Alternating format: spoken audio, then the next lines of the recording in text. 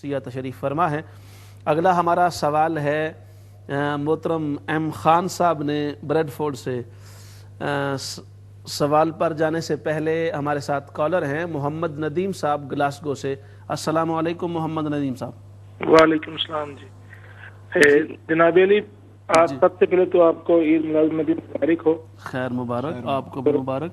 جی، میرا سوال ہے کہ مجھے صحیح حدیث کے حوالے سے اگر پلیز آپ بتانا پسند کریں گے کہ عید میلاد النبی کا منانا جو ہے اس کے بارے میں صحیح حدیث کے کوئی ریفرنس چاہیے۔ میرا ایک دوست ہے وہ پوچھنا چاہ رہا ہے اس بارے میں۔ جی ٹھیک۔ دوسرا، اگر آپ یہ بتا سکتے ہیں کہ نبی صلی اللہ علیہ وسلم نور تھے، یہ جو جھگڑا بڑا ہے، اس میں کوئی تھوڑی سی روشنی ڈال دیں گے آپ پلیز؟ جی ٹھیک، تھینک یو ویری مچ۔ ضرور جناب، کیوں نہیں۔ ماشاءاللہ، محمد ندیم صاحب تشریف فرما ہوئے میلاد پاک کے اس بابرکت اور باسعادت پروگرام میں۔ اللہ پاک آپ کو برکتوں اور سعادتوں سے مالا مال فرمائے، میلاد النبی کی خوشیاں آپ کو نصیب فرمائے۔ محترم ایم خان صاحب نے، حضرت شاہ صاحب بڑا مخلوط قسم کا مجموعہ سوالات و جوابات کے ساتھ تشریف فرما ہوئے، اور میں کوشش کر رہا ہوں کہ ان کا سوال اس میں جو انہوں نے پیش فرمایا، بہت ساری محبت بھری باتیں انہوں نے کی۔ تو پہلا سوال تو ان کا یہ تھا کہ نبی پاک صلی اللہ علیہ وسلم کے حوالہ سے کہ آپ کی نسبت کی وجہ سے اماکن مقدسہ کی قسمیں اللہ پاک نے کھائیں، تو وہ اماکن مقدسہ کی قسمیں اللہ پاک نے جو کھائیں اس کا مطلب کیا ہے؟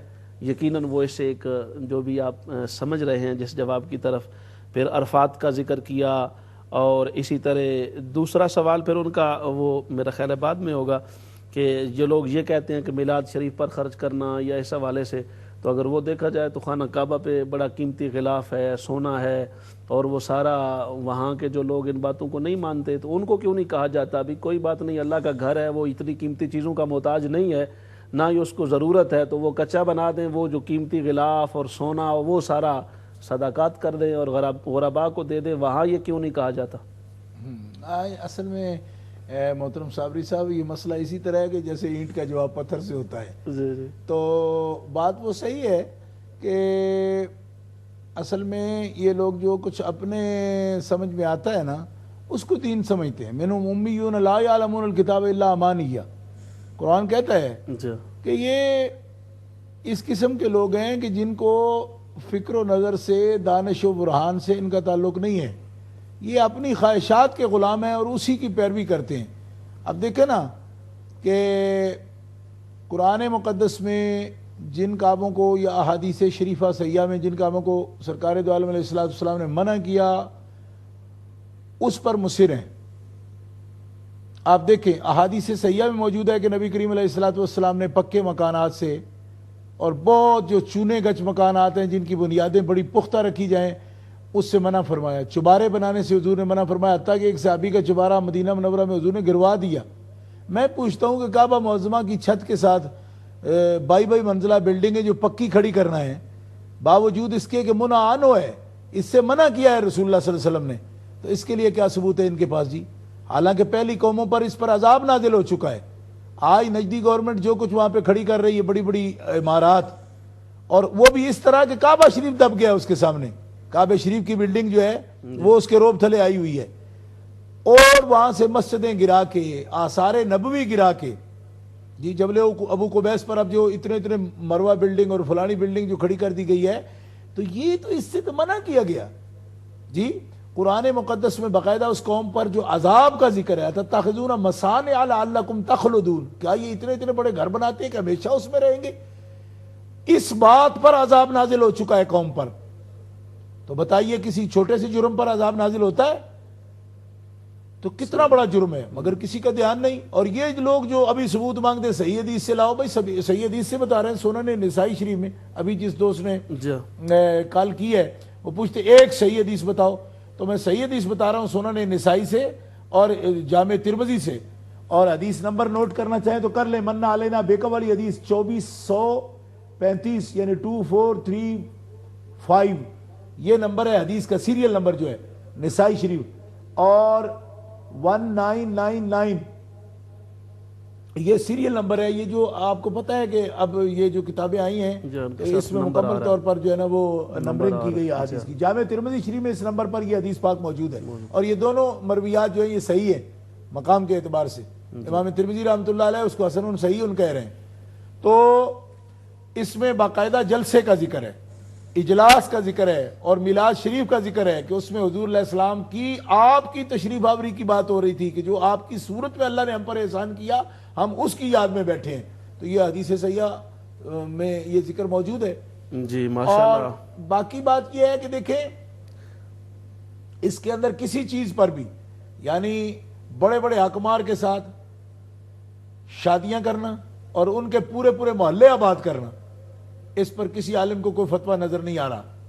یعنی کہ دنیا جو ہے اس کو اس کی ترقی کا اور کوئی نشان ہے, اور ان کے وسائل سارے کے سارے جو ضائع ہو رہے ہیں وہ بڑے بڑے حکمار کے ساتھ شادیاں اور پھر ان کے پورے پورے مدائن آباد کر ڈالے ہیں, پورے پورے شہر آباد کر دیے ہیں اور ان کے حقوق بھی معطل کر دیے ہیں سب کے سب. اب ان کے پاس تو کوئی زوجیت کے حقوق کے لیے بھی نہیں جا سکتا, نہیں جاتے لوگ. اور جن کی یہ حالتیں ہیں وہ اس بات پر اڑے پھرتے ہیں جی اس کا ثبوت فراہم کرو, جی فلاں کا ثبوت فراہم کرو. ثبوت تو فراہم کر رہے ہیں, احادیث صحیحہ میں یہ موجود ہے, لیکن ایک طرز عمل مسلمانوں کو اور کلمہ گو لوگوں کو اپنے طرز عمل کا جائزہ بھی لینا چاہیے کہ یہ کون سا ان پر قیامت ٹوٹ پڑی ہے کہ جس کے لیے وہ اتنی جتھا بندی کر رہے ہیں, جی اس کے لیے فلاں دلیل لاؤ فلاں دلیل لاؤ. دلائل موجود ہیں شرق تا غرب, کہاں سری لنکا اور ملائیشیا سے لے کر کے جاپان سے آسٹریلیا تک اور ساؤتھ افریقہ کیپ ٹاؤن تک اور نیو یارک تک مسلسل میلاد النبی کے جلوس نکل رہے ہیں. تو یہ کروڑوں کی تعداد میں, اربوں کی تعداد میں, ارب کے نزدیک جو تعداد ہے مسلمانوں کی سواد اعظم, تو یہ کہ کفر و شرک کر رہی ہے. اتنے مسلمان جس کام پر جمع ہو جاتے ہیں, حضور فرماتے ہیں میری امت گمراہی پر تو جمع ہی نہیں ہو سکتی. اب بتائیے نا, بدعت تو ایک ملک میں رہے دوسرے میں نہیں ہوتی. آسٹریلیا میں جلوس کا اہتمام ہے, نیو یارک میں جلوس کا اہتمام ہے, لندن میں جلوس کا اہتمام ہے, ملائیشیا میں جکارتا میں جلوس کا اہتمام ہے, انڈونیشیا کے اندر ڈھاکہ میں جلوس کا اہتمام ہے, کیپ ٹاؤن اور ڈربن کے اندر جلوس کا اہتمام ہے. اتنی ہمجیت بدعت ہو سکتی ہے؟ یہ تو تمام مسلمانوں کا اس مسئلے پر اتفاق ہو گیا. اور پیارے مصطفیٰ کی صحیح حدیث ہے, جامع ترمذی اٹھا کے دیکھیں, حضور فرمایا میری امت کبھی گمراہی پر اکٹھی نہیں ہوگی. جب بھی اللہ تبارک و تعالیٰ جل شانہ ان کو اجتماعی طور پر ایک کام دیتا ہے تو سنت پر جمع ہوتی ہے. جزاک اللہ. ماشاءاللہ. عبد الرسول صاحب مانچسٹر سے, السلام علیکم. وعلیکم السلام. عید میلاد النبی مبارک آپ سب. جی خیر مبارک, آپ کو بھی مبارک. Thank you. میرا کوشچن یہ ہے کہ حضور صلی اللہ علیہ وسلم کے وجہ کائنات ہونے کے بارے میں قرآن اور حدیث کی روشنی میں کوئی شاہ صاحب سے گزارش ہے کہ وہ روشنی ڈالیں. جی جزاکم اللہ. لگتا ہے محترم المقام قاری عبد الرسول صاحب. نہیں میں عبد الرسول ادنا سکاری صاحب نہیں ہوں. اچھا, جزاکم اللہ. اللہ پاک آپ کو قرات قرآن کا فیضان عطا فرمائے. ضرور انشاءاللہ تعالی آپ تشریف فرما ہوئے اور ہم انشاءاللہ تعالی ضرور آپ کے سوال کی طرف آئیں گے, آپ کا جواب پیش کیا جائے گا. آپ نے چونکہ میلاد شریف کی مناسبت سے ہی سوال کیا ہے تو ضرور آپ کے سوال کا جواب انشاءاللہ ہم پیش کرنے کی کوشش کریں گے. حضرت آخری سوال تھا ایم خان صاحب کا بریڈ فورڈ سے, خدا کو زندہ باد کہنا کیسا ہے؟ اللہ تبارک و تعالیٰ کو, اللہ تعالیٰ جل شانہ کو دعائیہ کلمہ تو یہ اگر زندہ باد ہو تو یہ اللہ کی شان کے لائق نہیں ہے.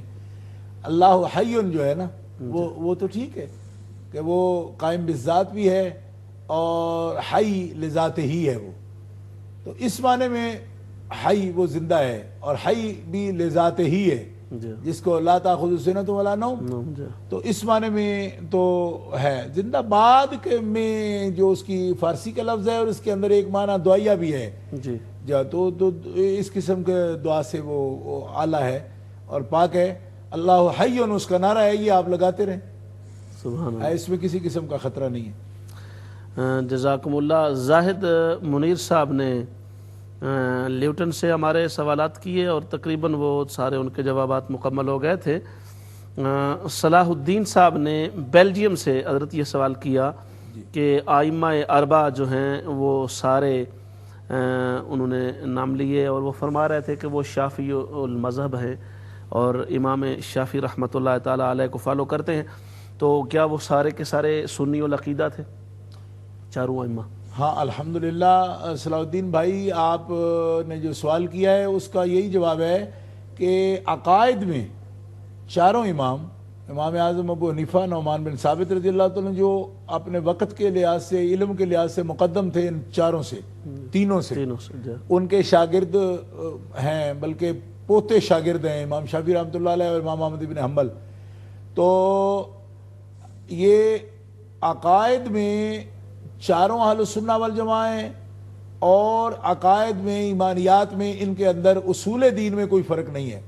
مختصر کہیں تعبیر یا تشریح کسی بات میں اس میں اختلاف ہو سکتا ہے، مگر جو اصول ہیں ان میں یہ چاروں متفق ہیں. اسی وجہ سے یہ چاروں کے چاروں اہل السنہ والجماعہ جو سواد اعظم ہیں پوری دنیا میں، جمہور اہل اسلام جو اہل السنہ والجماعہ ہیں، یہ چاروں ان کے امام ہیں. جو فرق ہے ان کا وہ فروع میں ہے اور فقہ کے اندر ہے، اور وہ احکام کی تعبیر کے اندر کہ ان کی شکلیں کیسی ہوں گی اس بارے میں فرق ہے. اصول دین میں کوئی فرق نہیں ہے، چاروں اہل السنہ والجماعہ ہیں اور چاروں عقائد میں اور ایمانیات میں بالکل یکساں ہیں. جزاکم اللہ. دوسرا ان کا سوال یہ تھا کہ صاف ظاہر ہے ملائکہ، سوال کی طرف ہم آتے ہیں. ہمارے ساتھ ناصر خان صاحب ہیں برمنگھم سے. السلام علیکم ناصر خان صاحب. وعلیکم السلام. پہلے تو عید میلاد النبی کے سلسلہ میں مبارکباد پیش کرنا چاہوں گا. جی آپ کو بھی مبارکباد. جزاکم اللہ. اچھا، دوسرا یہ پروگرام میں سن رہا تھا تو اس میں ابھی شاہ صاحب فرما رہے تھے کہ خانہ کعبہ کے اوپر غلاف اور پھر ساتھ بلڈنگ جو ہیں ان کا، میں صرف یہ پوچھنا چاہ رہا ہوں جو مجھے کنفیوژن تھوڑی سی ہو رہی ہے. جیسے اہل سنت والجماعت ہم لوگ ہیں، اس میں صحابہ کرام عشرہ مبشرہ وہ ایک ہی سلسلہ ہے. تو جو اس کو یعنی بدعت مان رہے ہیں، جو آج کل کہہ رہے ہیں کہ یہ بدعت ہے اس کا منانا، تو مانتے تو وہ بھی ہماری طرح صحابہ کرام کو ہی ہیں، پہلے خلیفہ، دوسرے، تیسرے، چوتھے، پانچویں، چھٹے. تو اس میں پھر فرق کیا ہوگا؟ کہیں ایسا تو نہیں ہے کہ ان کو جو گائیڈ کرنے والے ہیں وہ غلط گائیڈ کر رہے ہیں اور جو ہمیں گائیڈ کرنے والے ہیں وہ صحیح گائیڈ کر رہے ہیں؟ اس کی تھوڑی سی پلیز اگر وضاحت شاہ صاحب کر دیں تو. جی ٹھیک ہے. سوال سمجھ آ گیا یا تھوڑی سی مزید تشریح کر دی جائے؟ جی آ گیا ہے سمجھ. اگر مزید بھی آپ کچھ فرمانا چاہتے ہیں تو فرما سکتے ہیں. نہیں، اس میں تھوڑی کنفیوژن مجھے یہ ہو رہی ہے کہ اگر وہ دوسرے رخ پہ بھی ان کا سلسلہ جو ہے ایک ہی لائن ایک ہی ہے اور وہ بدعت کہہ رہے ہیں، اور ہمارے اہل سنت والجماعت جو ہیں ہماری بھی لائن وہی ہے، ہم ماننے والے انہی کے ہیں، تو ہمیں جو ہے وہ عید میلاد النبی منانے میں کوئی حرج نہیں ہے. تو یہ فرق کہاں پہ ہو رہا ہے پھر؟ پلیز اگر اس کا جواب ممکن ہو شاہ صاحب دے دیں تو. جی ٹھیک ہے. بڑی مہربانی. محترم ناصر خان صاحب شکریہ تشریف لانے کا. آپ پروگرام میں تشریف فرما ہوئے. تو حضرت اگلا ہمارا سوال تھا صلاح الدین خان صاحب کا کہ کیا جنات بھی میلاد شریف مناتے ہیں؟ جو مومن جنات ہیں تو نبی کریم علیہ السلام کی تعلیمات بھی حاصل کرتے تھے، جیسا کہ احادیث مبارکہ میں سیدنا عبداللہ ابن مسعود رضی اللہ تعالیٰ عنہ کی روایت موجود ہے، لیلۃ التعریس وغیرہ اور لیلۃ الجن، جو اس میں باقاعدہ ان جلسوں کا ذکر موجود ہے کہ نبی کریم علیہ السلام انسانی آبادی سے الگ جا کر کے ایسی جگہ بھی خطاب فرمایا آپ نے کہ جہاں پہ سامنے بظاہر کوئی بندہ موجود نہیں تھا، لیکن کچھ آثار ایسے عبداللہ ابن مسعود رضی اللہ تعالیٰ عنہ فرماتے ہیں میں محسوس کرتا تھا کہ وہاں پہ کچھ غیب کی چیزیں موجود ہیں، تو نبی کریم علیہ السلام نے ان کو بھی احکام سنائے ہیں. تو جو مومن جن ہیں، نبی کریم علیہ السلام چونکہ انسانوں کی طرف بھی آئے ہیں اور جنوں انس کے لیے آپ نبی ہیں، تو ان میں سے یقیناً جب وہ اس قسم کی تمام عبادات اعمال میں وہ شامل ہیں تو نبی کریم علیہ السلام کی تشریف آوری کی خوشیوں میں بھی شامل ہیں، اور جنات کے وہ ترانے، وہ قصیدے باقاعدہ سیرت کی کتابوں میں موجود ہے جو نبی کریم علیہ السلام کی ولادت طیبہ پر انہوں نے پڑھے ہیں، اور دیکھنا چاہے تو یہ سیرہ حلبیہ میں اور مواویل دنیا میں دیکھ سکتے ہیں. تو ملائکہ مقربین جو ہیں وہ تو ہر ایسی محفل پر آتے ہیں جس میں اللہ اور اس کے رسول صلی اللہ علیہ وسلم کا ذکر ہوتا ہے. بخاری شریف میں بھی حدیث موجود ہے، وہ اپنے ان پر آ کے پروں سے